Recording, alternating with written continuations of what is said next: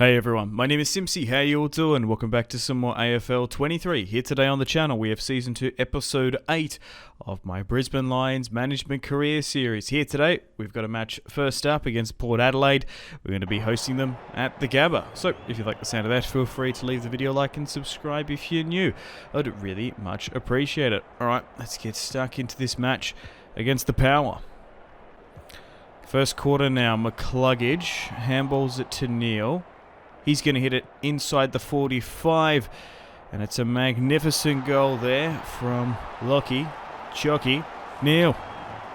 They probably should patch that because I feel like it's way too accurate hitting it with the free-flowing run of the footy. So the main objective of this Season 2 of the career series is to try and make that top 8. We obviously won the premiership last year and the minor, but the premiers have fallen off quite a bit, which is not good for me.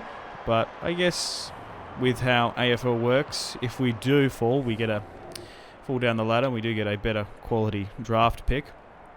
But so far we're in a really good run of form, beating Melbourne up in the Northern Territory. Unfortunately, we did lose against the Crows in recent memory, but it is still mathematically possible to make the top 8.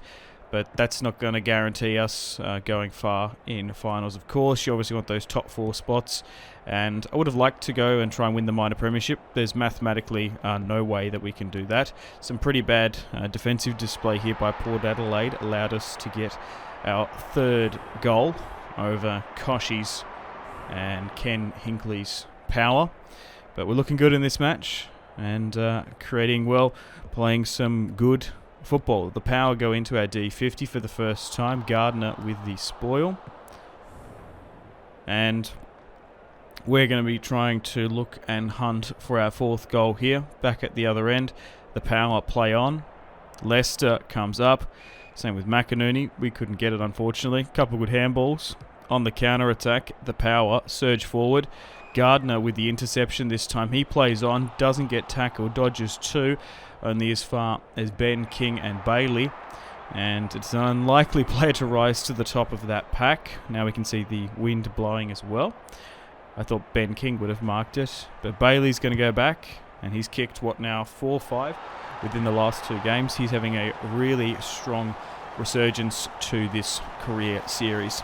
But we won the premiership last year, of course. Zorko. I just feel like we've had a lot of aging players as well, although the difficulty's been up and down due to various balances and patches. The team is a year older. Rich is 32. We're probably going to have to trade him in the off-season. Leicester's now 30. Same with Lions as well. Those 3 players we're going to have to trade. So let me know in the comments who we should trade them to.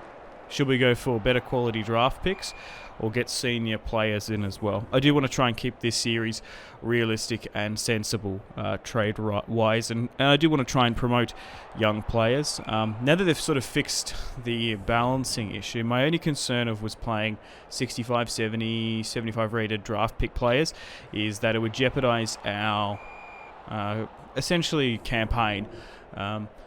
The VFL and sort of the under 18 and stuff where you would allow those players to go up in stats a lot more. That's not really replicated in AFL 23. So on the harder difficulties, I was more of the approach to bring in and trade in senior and high quality pros. But now that they've sort of fixed it quite a bit, I am more open to the fact of bringing lower rated draftees, as we're currently 5 goals up here now against the Power. Lockie, cool, calm and collected, slots the only one from about 15 out, and we're doing well. If we were to beat the Power here today, both them and Melbourne, a team wanting to secure and lock down that top 4 spot and then eventually a top 8 position as well. The Power here in the second quarter, they go forward, and unfortunately Gardner was out of position. I think there was a bug there which allowed him to play on, but regardless, he still nailed the goal. He probably would have nailed the set shot as well. I am open to offloading. Who did I want to offload? Who are the ages? Oh, yeah, right. So McCarthy and Danaher's 29, so they're going to be 30. I think we could probably do Season 3 with them, but we might need to move them on as well. And Zorko's now 34. So, arguably, you obviously haven't seen him this much in Season 2 because he's just not very highly rated now, unfortunately. I shouldn't have given him a deal, probably. Should have tried to move him off in the off-season. But hey, who doesn't like having Zorko in and around the club, already giving up the captainship to Lachie Neale? And then we've also got to deal with him. He's now 29, so we've got a season or two. The thing is with AFL 23, although I'm talking about ages mostly, although Lachie's 94 rated at 29, he might have a couple more years left in him. I think you sort of notice a huge difference in players' performances. Even though they hit that 30 to 31 bracket, it depends on their overall rating. So, for example, Rich is now 89, and he's still 32 years of age. So he probably needs to go if he drops down below 85. But someone who is Leicester, who is now 30 years of age at 85, he's probably, if he got to 32, he's probably going to be around that 78 mark anyway. Currently pumping the power here, which is good to see, buffing up that percentage. We're 7 goals up, and it looks like we're going to get many more. Unfortunately, the power go forward here with a couple loose handballs. Berry somehow picks it up, finds a target of Cameron. He plays on and hits it between the big sticks. That's number 9, and we're running away with this match here today. And I don't know what it is with the balancing of this game, but now I'm finding it way too easy on the hardest difficulty. I feel like they need to put it back up. There's no sort of equilibrium. It's always the extremes on the hardest difficulty. It's always super easy or super hard.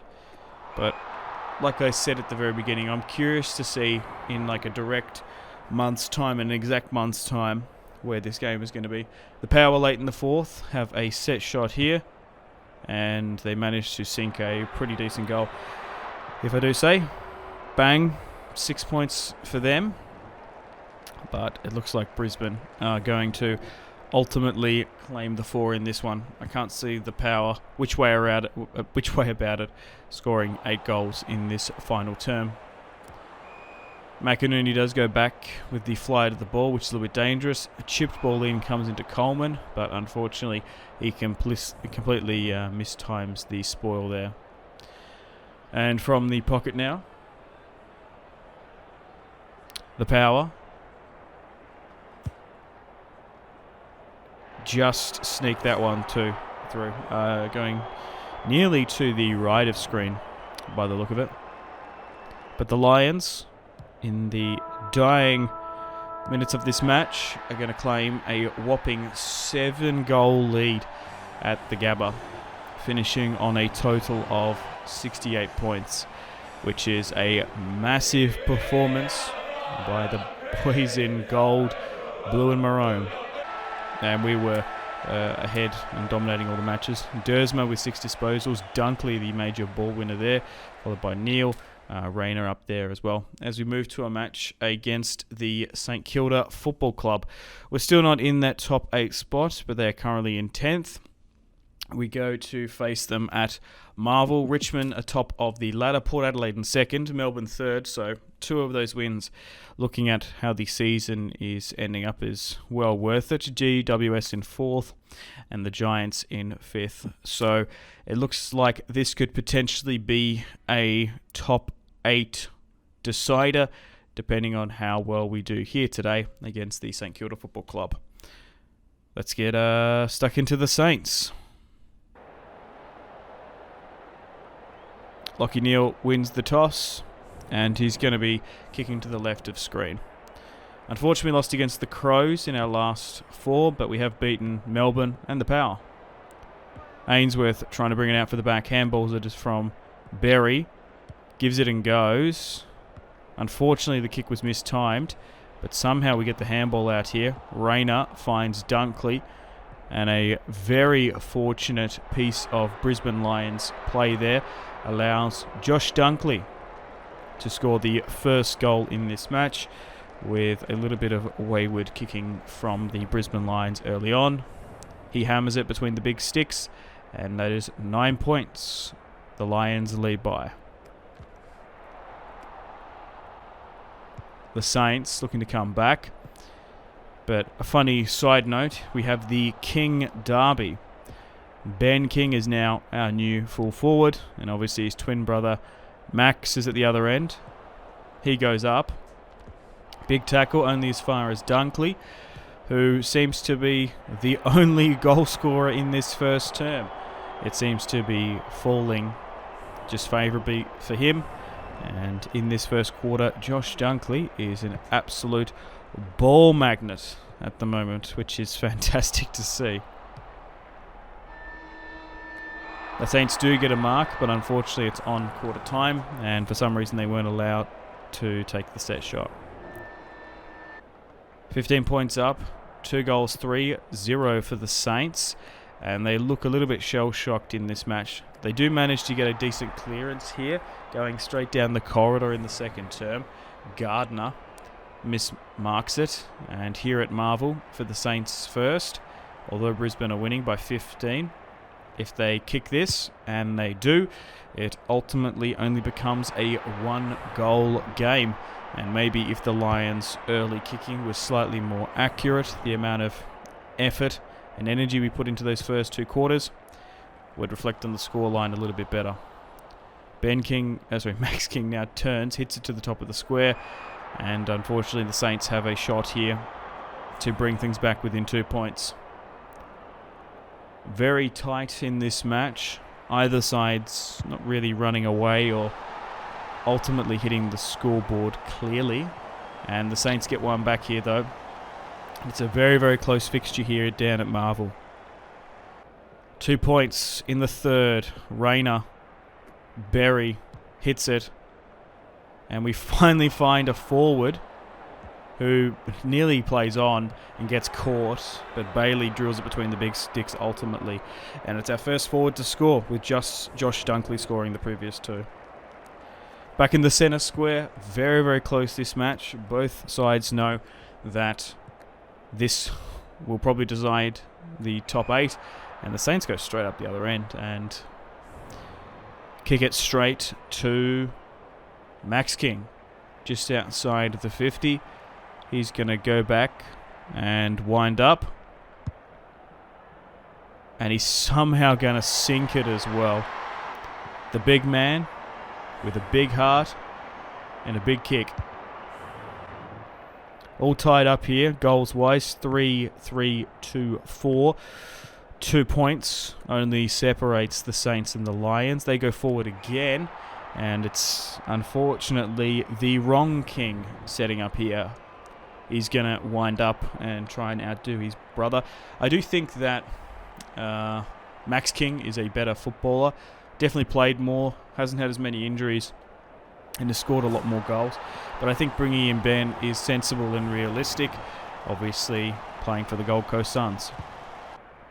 Let me know in the comments players you would like me to sign for this career series as well, because I'm always constantly writing down feedback and suggestions and looking always at players that can help strengthen our list. And unfortunately, it's 3 goals back-to-back here from Max King, and they are now 10 points in front, which is disappointing in the third term. Really need to switch on here the Lions. We managed to find Josh Dunkley, who basically got tagged out of this game by the look of it. It does fall to Joe Danaher. He kicks the goal, bringing it back within, well, a goal. And it's a 4-goal game here down at Marvel. Things are getting quite spicy in this match. McInerney loses it. St Kilda bomb it into our forward 50. Gardner needs to win this one. He does. It gets spilt and spoiled. But unfortunately, it's that man there. Max King converts again from around the 50-45 metre mark. And how do we stop him? I don't know how. Fourth quarter now. Coleman trying to bring it out from the back, and the Saints are currently 2 goals up. Unfortunately, go straight to a Saints player who they chip it straight into. Who do you know? Of course, it's going to be Max King there, and this is going to be number 4 or 5 potentially. I've lost count. Obviously want to try and come back in this game. In the fourth quarter, 3 goals behind. It's going to be very difficult for the Lions to even attempt a resurgence, with us being 17 points down. The Saints chipping it around well. Cameron trying to get to it. He does. Just bombs it in. We find Hipwood, it gets spilt, but we need to play it quickly on, and we do manage to find Neil. He has to play on quickly. He can't go back for the set shot to waste time. He hits it, and now the Lions are in with a 9-point chance here, but will we have enough time? Minute left. Dunkley gets caught for holding the ball, and that's probably it. As the Saints try to go up the other end, they're just trying to kill the time. 2 goals is what's needed for the Lions. Garden needs to win this one. He gets the specky. Unfortunately, it falls to a Saints player, and the Saints get the goal. It is now mathematically impossible. 51-34. The Lions will ultimately lose this match. There is simply not enough time to get 3 goals. Neil's going to try and get one back here. Chipping it into Bailey. It actually gets spilt off the top of the pack. Hipwood is probably going to score no more than a consolation goal at this point, as it is a 11-point game. Back in the midfield, and that's it. Unfortunately, the Lions lose down in Docklands to the Saints, and that could be it for our top 4 hopes. The Lions dominating 3 quarters, bottle it in the 4th, and we drop down to 11th place while the Saints sneak into that top 8. So still going to be super interesting. We still mathematically are able, but we're going to have to go on a pretty good run over the next couple of episodes. But I'm kind of a little bit defeated and conceited to be like, hey, we'll see how this career series goes. We'll try and make top 8, but I genuinely don't know, because we've been on a good run. They've changed the difficulty a bit, but we're also not picking up that many high quality wins either. So it's going to be interesting to see where season 2 ends up. It's still maybe a write-off. But anyway, thanks for watching. Make sure to take care of yourselves. Have a fantastic rest of your day. Stay tuned for episode 9 of this Brisbane Lions management career series coming out the exact same time tomorrow. If you want to see more from me, check out the videos on screen. Thank you so much for watching. My name has been Simpzy, and I will see you in the next one. Cheers.